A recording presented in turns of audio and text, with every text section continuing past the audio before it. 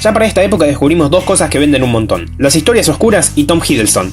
En The Dark World, Thor lidia con las responsabilidades de un heredero al trono de Asgard mientras se lamenta haber dejado el amor de su vida en la Tierra. Mientras tanto, en Londres, la doctora Jane Foster está investigando un extraño fenómeno físico que resulta ser Éter, una de las piedras de la infinidad. ¿Les digo algo que odié de esta película? Natalie Portman. En general la banco, pero en esta película en particular estuvo insufrible. Parecería que hacerla una astrofísica es suficiente para satisfacer a la feminista. Pero pese a que su novio es un dios de otra realidad, es increíblemente pegota y quejosa. Ella cumple un rol en la pelea final, la cual es muy divertida, pero no me convence que haya sido realmente necesaria. Siento que le inventaron un rol para no dejarla de lado. El villano, el elfo oscuro Malekith, hace un buen trabajo generando obstáculos, pero prácticamente no tiene personalidad, y puede ser él como puede ser el mago Barba Blanca, por lo que me importa. Digo, su motivación principal es destruir al mundo.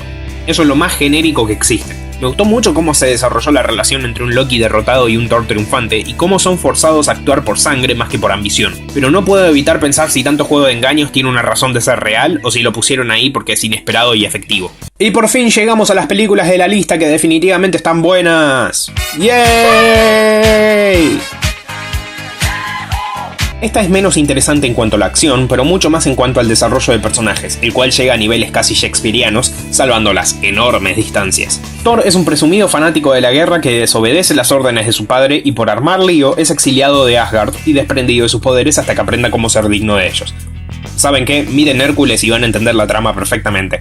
En la Tierra se enamora de Jane Foster y se amiga con el Dr. Selvig, y mientras encuentra humildad en la impotencia y en el amor, su hermano Loki hace un plan para ocupar el trono de Asgard en ausencia de su hermano. Me gustó mucho la intromisión de S.H.I.E.L.D. en el medio para hacer las cosas más complicadas, y demás está decir que Loki es un ídolo. Siento que la película funcionaría mucho mejor si Odín estuviera realmente en peligro de muerte, o si incluso muriera, pero eso sería incoherente con el cómic y con la mitología. El final Casablanca funciona bastante bien. Si bien Jane Foster tampoco me gustó mucho como personaje, tiene un rol que me parece mucho más relevante a nivel emocional, además de que aparece como un personaje mucho más equilibrado que en The Dark World. Más allá de eso no tiene mucho para decir, es una historia con un clarísimo camino del héroe bien realizado y con Walk de los Foo Fighters en los créditos, no puedo pedir nada más.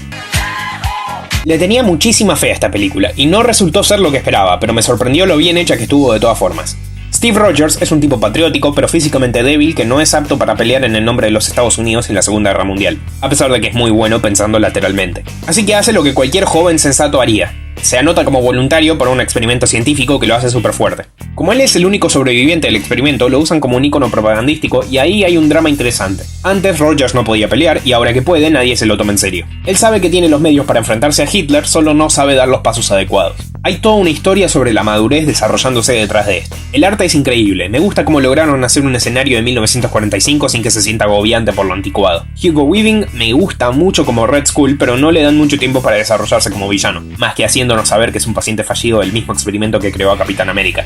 Ok, sabemos que es malo porque es un nazi, o mejor dicho, el líder de una división de los nazis llamada Hydra que quiere separarse de Hitler y hacer la suya. Pero eso no significa que no podamos verlo como un ser humano con ambiciones, deseos y fallas. Si hay algo que hicieron bien con Capitán América es balancear el conflicto entre el sentido riguroso del deber que tiene, al punto que lo agobia, y su deseo de relacionarse y tener una vida propia, razón por la cual se queda sin novia y se lo ve bastante torpe en ese sentido. Ese sacrificio se nota y hace de él un personaje muy interesante.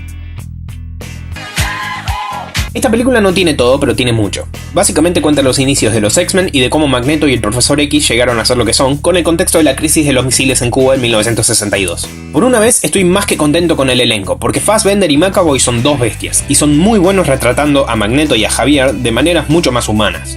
Un Magneto obsesivo y un Javier intenso. Además, Kevin Bacon como el villano Sebastian Shaw, brillante.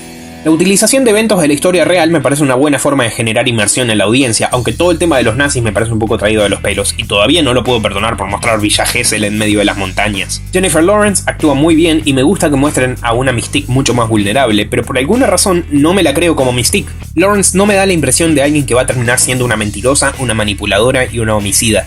Y me da la impresión de que la importancia de Mystique en la historia está solo ahí para mostrar más de Jennifer Lawrence. Hay algo que definitivamente no me gusta y es que tomen a cualquier personaje del cómic para rellenar espacio, privándolos completamente de historias interesantes.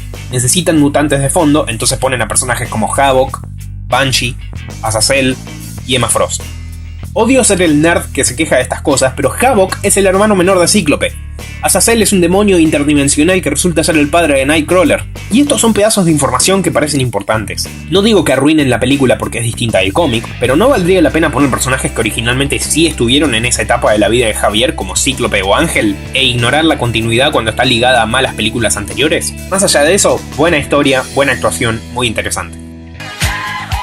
Las ganas que tenía de ver esta película y no me decepcionó. Mientras Steve Rogers empieza a dudar de si S.H.I.E.L.D. es una organización digna de confianza, se encuentra en medio de un complot que incluye al versátil Soldado del Invierno, un fantasma del pasado del Capitán América. Pese a los chistes sobreutilizados y la enorme cantidad de gente saltando por ventanas, la película gana porque no se apoya tanto en la acción, sino en el misterio de en quién puedes confiar. Vemos a un Capitán América preocupado por si los ideales de justicia que lo crearon están desapareciendo y pensando si no está quedando obsoleto como ícono. Me molesta el sinfín de aparatos electrónicos que tienen ciertos personajes, como un láser que cava un agujero en la Tierra en segundos, pero me encanta que podamos ver más profundidad y drama en personajes como Steve Rogers o Black Widow. Robert Downey Jr. como Tony Stark puede haber sido una de las mejores decisiones de casting en una adaptación en la historia del cine. Supo brindarle carisma y encanto al personaje y al mismo tiempo suficiente profundidad como para que nos interese lo que le pasa más allá de la armadura. La película mantiene un tono alegrón alineado a la personalidad del protagonista sin perder una cuota de realismo. Tony Stark es un millonario dueño de una compañía de armas que tras sobrevivir a una explosión es capturado por un grupo que quiere sus armas. En cautiverio construye una máquina que funciona como un marcapasos que lo mantiene con vida y de ahí construye una armadura potenciada por esa misma máquina para escapar. De vuelta en su hogar, decide perfeccionar esa tecnología y hacer la armadura que todos conocemos. Tengo que frenarme para hablar de Jeff Bridges y de cómo su presencia se siente como una torre de la que se desprende una enorme sombra envolvente. Obadiah Stane es un gran villano. Es un hombre ambicioso cuyas motivaciones son simples.